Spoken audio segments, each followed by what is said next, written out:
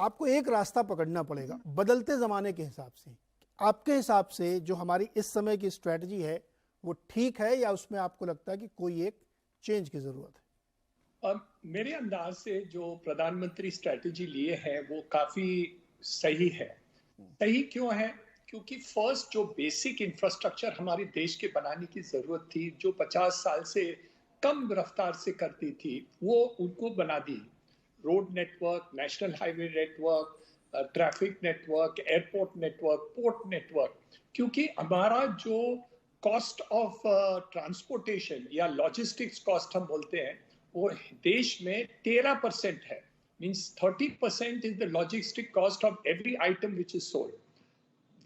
China में 6% है।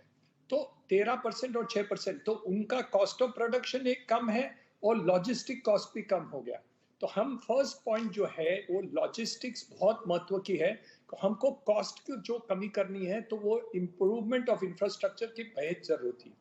Number 2 point, जब हम इंफ्रास्ट्रक्चर और हाउसिंग बनाते हैं तो ऑटोमेटिकली आपकी जो अनएम्प्लॉयमेंट इश्यू है वो सॉल्व हो जाता है।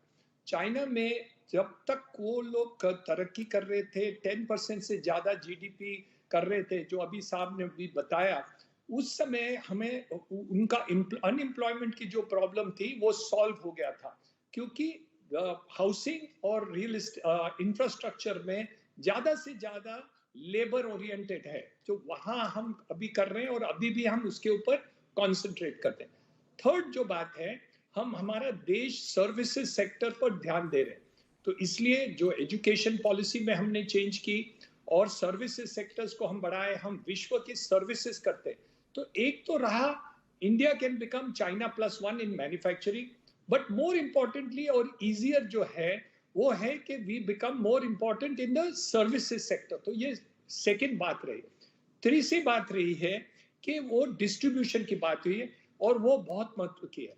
एक तो जब तक जीडीपी नहीं बढ़ेगी तब तक हम पर कैपिटा इनकम तो बढ़ा नहीं सकते, लेकिन डिस्ट्रीब्यूशन हम इनडायरेक्टली कर रहे हैं। एक तो फूड सब्सिडी के कारण के द्वारा हम कर रहे हैं, दूसरा हम कर रहे हैं कि एग्रीकल्चर के क्षेत्र में जहां प्रॉब्लम्स बहुत ज्यादा है वहां हम फर्टिलाइजर वगैरह वगैरह और एक्विजिशन ऑफ जो हम खरीदते हैं, राइस बीज जो हम खरीदते हैं वो कर रहे हैं। सो जो अफेक्टेड सेक्शंस हैं उनकी रोटी रोजी बनाने के लिए हम बढ़ा रहे हैं और टारगेट ये है कि ग्रामीण विभाग में सबकी जो आमदनी हो वो 2 गुना मिनिमम हो जाए 2 साल के अंदर। वो एक टारगेट प्रधानमंत्री जी ने बनाया है वाटर रिसोर्सेज के बारे में देखते हुए। लेकिन जो 60-60 साल से हम पीछे थे ये सब सेंटर्स में, रेलवेज में, एयरपोर्ट्स में, रोड्स में, ये सब ट्रांसपोर्ट में और इंफ्रास्ट्रक्चर करने में, मुंबई जैसे शहर में हम जो मेट्रो का कर रहे हैं, कनेक्टिविटी टू पनवेल हम कर रहे हैं, नवी एयरपोर्ट कर रहे हैं, कोस्टल रोड करते हैं, तो ये सब इंफ्रास्ट्रक्चर करना। तो मेरे अंदाज से ये रास्ता जरूर सही है। ऑफ कोर्स इसमें बैलेंसेस करने की आवश्यकता है और मेरे अंदाज से जैसे हमारे कलेक्शन बढ़ रही है, जैसे जीएसटी की कलेक्शन अनप्रेसिडेंटेड ग्रोथ हो गई है, उसके द्वारा वो जो क्रॉस सब्सिडी देना चाहते हैं वो भी हम कर सकते हैं। तो इसलिए ग्रोथ पहले जरूरी है और सेकंड जो आप बोल रहे हैं उसको एवरेज करने के लिए सरकार को जहां भी सब्सिडी देने की जरूरत है वो कर रही है और करना भी चाहिए। तो ये बैलेंसिंग मैकेनिज्म करके करना। एक सोचिए, आज की तारीख में हमारे जीडीपी तो बड़ा है लेकिन हमारा पर कैपिटा जीडीपी बांग्लादेश का हमारे से ज्यादा है।